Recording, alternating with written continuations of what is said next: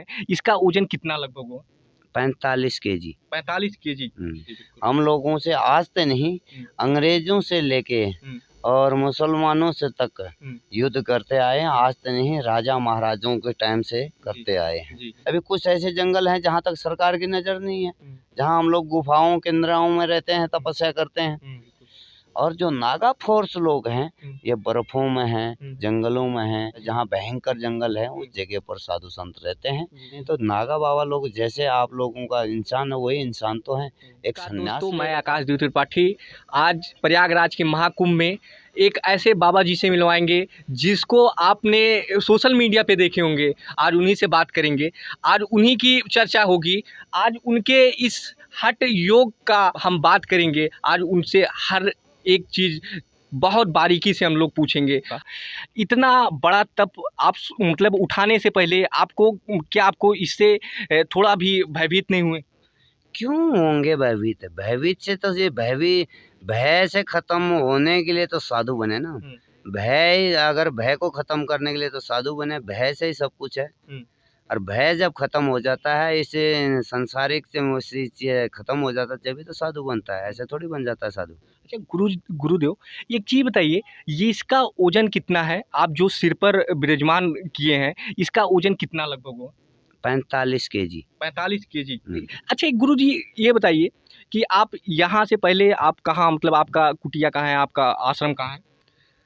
देखो, साधुओं का क्या होता है, बहता हुआ पानी, चलता हुआ सरप और चलता हुआ साधु का कोई ठिकाना नहीं होता है। हम लोग कुंभ मेले में आते हैं, बाकी हम लोगों के आश्रम हैं, ऐसी बात नहीं। आश्रम हमारे हिंदुस्तान में चारों तरफ आश्रम है, मगर हमारा रहना ज़्यादा करके हरिद्वार और पंजाब हरियाणा में रहता है। गुरुदेव, भगवान शिव को आप लोग मतलब आराध्य मानते हैं, और बनारस में जो मंदिर का विवाद है उस पर आपकी क्या मत है? आप उस पर क्या कहेंगे? देखो,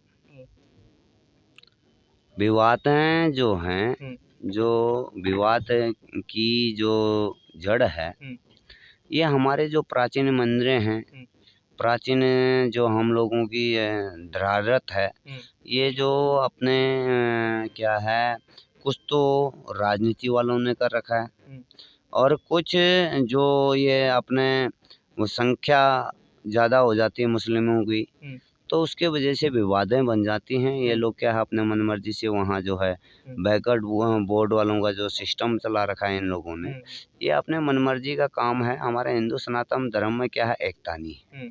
एकता नहीं होने के कारण जो है ये लोग जो है नाजायज़ फ़ायदा उठा लेते हैं। और अब तो प्रशासन भी अच्छा है, सरकार भी अच्छी है, योगी जी का ऊपर मोदी जी का प्रशासन वो भी बढ़िया है। तो हिंदू सनातन धर्म की अगर कोई बात आती है तो ये चीज़ें तो चलते रहेंगी और आते जाते रहेंगी। ये विवादें तो छोटी मोटियाँ चलती रहती हैं, और हल निकाल रही है सरकार, कर रही है। तो इसमें जो है सबसे ज़्यादा अपना हिंदू सनातन धर्म वालों को मैं यही कहूँगा कि इस चीज़ में विवाद का जड़ ना बनाए। सनातन धर्म के और मंदिर मठ जो है एक सामूहिक होते हैं हम लोगों के, और इसमें हिंदू सनातन धर्म से हम यही कहेंगे कि सनातन के आप आज्ञा होके और इस चीज़ को वो करें। गुरुदेव, योगी जी यहाँ के सीएम हैं, महाकुंभ की तैयारियां जोरों शोरों पे है, आप यहाँ पर आए हैं, क्या व्यवस्थाएं आपको योगी जी दिलवा पाए हैं? क्या आप योगी जी के प्रशासन से खुश हैं? आप इस पर थोड़ा देखो,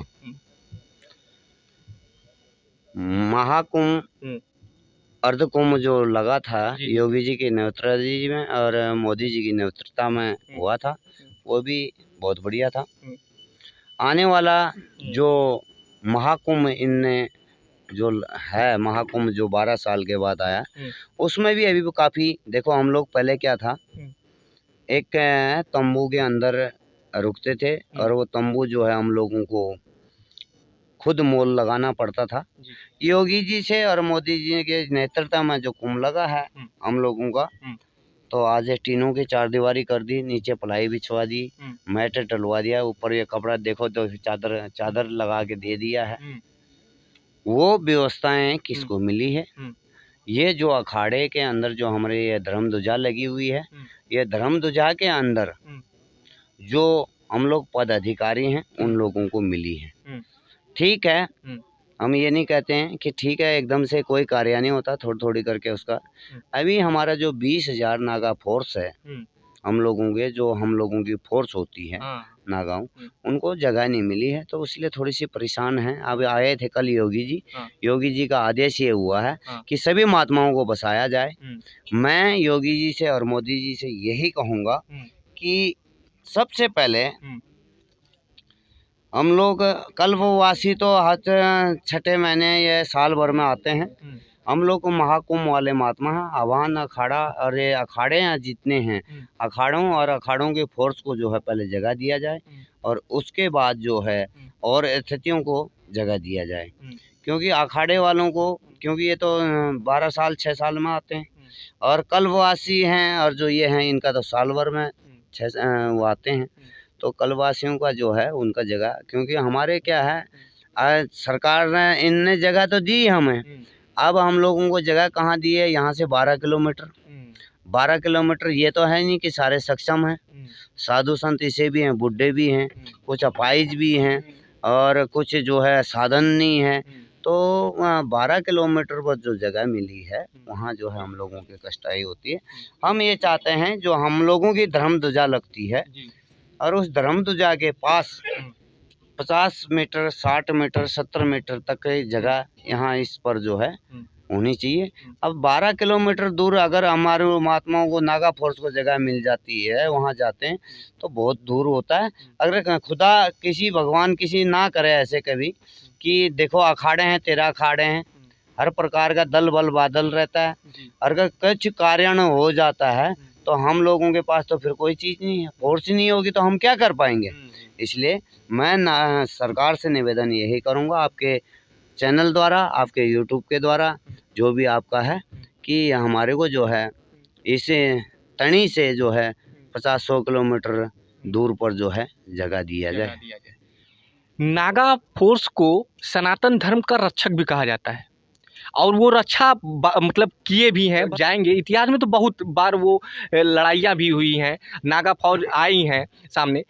इस समय बांग्लादेश में जो हिंदुओं के साथ बर्बरता हो रही है, आप लोग भी सुने होंगे, वहाँ जिस तरह से उनके साथ बर्बरता किया जा रहा है, आप उस पर क्या आपकी विचार है? देखो ना, ये जो आप आह्वान अखाड़ा जो देखते हैं जी, ये आज का अखाड़ा नहीं है जी, सबसे पहला अखाड़ा है श्री शंभु पंदस नाम आह्वान अखाड़ा। जी, आह्वान अखाड़े से सभी 13 अखाड़ा जो शाखाएं हैं वो सब इसी में से निकले हुए हैं। जी, जी, हम लोगों से आज तक नहीं, अंग्रेजों से लेके और मुसलमानों से तक युद्ध करते आए हैं, आज तक नहीं, राजा महाराजों के टाइम से करते आए हैं।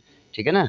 रजवाड़े पहले क्या होते थे, हम लोगों के मठ मंदिर नहीं होते थे, हम लोग पहले जंगलों में चलते थे, ठीक है, रजवाड़े पूछते थे। अब वो रजवाड़े रहे नहीं और वो मंदिर रहे नहीं, ठीक है ना। तो इसलिए जो है हम लोगों ने शरण ली है। तो कहीं जंगल में तो सरकार अपने को रहने नहीं देती। अभी कुछ ऐसे जंगल हैं जहाँ तक सरकार की नज़र नहीं है, जहाँ हम लोग गुफाओं केंद्रों में रहते हैं, तपस्या करते हैं। और उसके अलावा जो ये रह जाते हैं जंगलों में, पहले जंगलों में ये पाबंदी नहीं थी, हम लोग रात भर जो है दिन भर भजन करते थे, रात को चलते थे। तो हम लोगों की एक सेना होती थी, क्या होती थी, नागा दल की सेना होती थी। आह्वान सरकार आप देख लेना, आह्वान सरकार जैसे हमारा सरकार लिखा हुआ है, आह्वान सरकार होती थी, इसके नीचे फौज होती थी हम लोगों की। जो आदेश मिलता था उसी हिसाब से चलते। पहले रजवाड़ा पूछते थे, तो रजवाड़ा कैसे पूछते थे हम लोग, राजा के जब हम नगर में किसी के नगर के प्रवेश करते थे तो सीम होती है, सीम जानते हो आप, तो सीम होती थी, सीम के ऊपर जो है सारा फोर्स ऐसे के ऐसे जो है खड़ी हो जाती थी। सीम का क्या मतलब है? सीम होता है जैसे आप इलाहाबाद में आए, इलाहाबाद का कार्यक्रम सीम कहाँ है? अच्छा, मतलब उसका एक केंद्र होता था। केंद्र होता है। केंद्र के जब उसके में प्रवेश करते थे तो उसके प्रवेश करने से जो पहले फौज जो थी हम लोगों की वहीं रुक जाती थी। उसके तो वहाँ कौन जाते थे हमारे, 2 कोतवाल और 2 पुजारी। उसमें क्या होता था, एक थाली होती थी, थाली में जो है एक भस्मे का गोला और एक बम का गोला, तो दोनों चीज जो है एक थाली में होती थी। तो राजा के पास पेश किया जाता था कि हे राजा, तेरे नगर के अंदर हम लोग प्रवेश कर चुके हैं। क्या कि राजा तेरे नगर में हम प्रवेश कर चुके हैं, अब आप बताओ क्या करना चाहते हो। तो जो हिंदू सनातन धर्म का राजा जो होता था, जो राजा होता था, वो अच्छा होता था। तो वो ये कहता था भस्मी के गोले को तिलक करता था। अच्छा। आज भी वो तिलक का रिवाज वहीं से है। जी। भस्मी के गोले को तिलक कर देता था। तो उसका मतलब था कि हे महाराज, आप हमारे नगरी में 10 दिन रुको, 15 दिन रुको, 20 दिन रुको, महीना रुको, जैसे आज ये प्रशासन हमारे को योगदान कर रही है हर प्रकार के। उस टाइम पर गाड़ी घोड़ा नहीं होते थे, हाथी, घोड़े, बैलगाड़ियां, वो चीजें चलती थी। उस हिसाब से सहयोग करते थे। और उस टाइम पर धन दौलत ये नहीं होता था, जयरात, चांदी, सोने के गहने, ये चीजें भेंट होती थी। ठीक है। तो ये चीजें वहाँ दान करते थे, उनकी सेवा करते थे। सेवा करने के बाद फिर उनको आशीर्वाद दे के आगे निकलते थे। जो राजा भस्मी के तिलक के अलावा बम के गोले को तिलक करता था, तो उसका मतलब था क्या कि हम युद्ध के लिए तैयार हैं, ये तो आप हमें हराओ, ये हम हारेंगे जब आपकी शर्तें मंजूर हो। जी जी बिल्कुल। तो राजा जब भस्मी के उसके बम के गोले को तिलक करता था, तो हमारी फौज तैयार पाती थी। वो कोतवाल जाता था अखाड़े में, अखाड़े में कहता था कि फलाने राजा ने इस चीज का निमंत्रण भेजा है और आप तैयार हो। तो फिर युद्ध करते थे।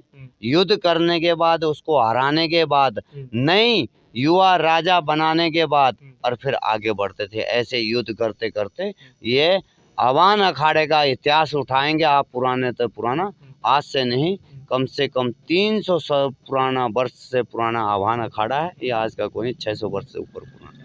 गुरुजी, नागा साधुओं को कहा जाता है, हम बुजुर्गों के मतलब सुने हैं बुजुर्गों से, कि इन्हें आते वक्त जाते वक्त कोई नहीं देख पाता, ये डायरेक्ट महाकुंभ में दिखाई देते हैं। इसका क्या रीजन है और ये कहाँ से आते हैं और कहाँ विलुप्त हो जाते हैं? देखो, ये कारण इसका, अगर महात्माओं को ऐसे देखने लग गए तो फिर रह क्या है। जी। कुछ महात्मा ऐसे हैं, नागा फोर्स हम लोगों की जो है, ये केंद्रों में, जंगलों में और ऐसे जगह रहते हैं जो उन लोगों को कोई नहीं देख पाता। महाकुंभ मेले में कुछ ऐसे लोग हैं जो हम लोग पदाधिकारी हैं, आश्रमधारी हैं, जो हम लोग रहते हैं आश्रमों में, जो इन लोगों का संचालन करते हैं। जी जी बिल्कुल। और जो नागा फोर्स लोग हैं, ये बर्फों में हैं, जंगलों में हैं, जंगलों में जो है, जहाँ भयंकर जंगल है, उस जगह पर साधु संत रहते हैं। और कुछ लोग ऐसे हैं जो हम लोग आस्थानों को संभाल के बैठे हैं, जो इनका सजावट करते रहते हैं, उनकी जो है नेतृत्व करते रहते हैं, वो हम लोग आश्रमों, आस्थानों पर। एक चीज़ बताइए, कुछ लोग इससे मतलब डरते भी हैं कि अरे नागा साधु आ रहे हैं, मतलब नागा साधुओं का नाम सुन के डरते हैं। क्या आप इस पर कुछ वो करेंगे जिससे मतलब हिंदू धर्म के जो लोग नागा साधुओं से डरते हैं, उनके विषय पे कुछ? देखो, माता बहनें सबकी हैं, एक हमारी मर्यादा है। कुंभ के अंदर हम लोगों को एक छूट होती है, जो हम लोग वस्त्रहीन, बिना वस्त्रहीन के हम लोग स्नान कर सकते हैं। ठीक है। कुछ तो वजह ये है, और कुछ लोग जो गलत चैनलों द्वारा, ये कुछ गलत लोगों को बोलने के द्वारा, ये कुछ गलत भ्रम डालने के कारणों से जो पब्लिक डरती है, ये उसके कारण है। नहीं तो नागा बाबा लोग जैसे आप लोगों का इंसान है, वही इंसान तो है। एक सन्यास ले रखा है, कोई वो गलत कार्य थोड़ी है, वो एक परमात्मा पर लीन है, अपनी भक्ति पर है। नागा सन्यासी साधु है। सन्यासी किस लिए होता है? सन्यास का मतलब है सबका कल्याण करना, सनातन धर्म के लिए जो है जयकारा करने के लिए। तो बहुत बहुत धन्यवाद गुरुजी आपका।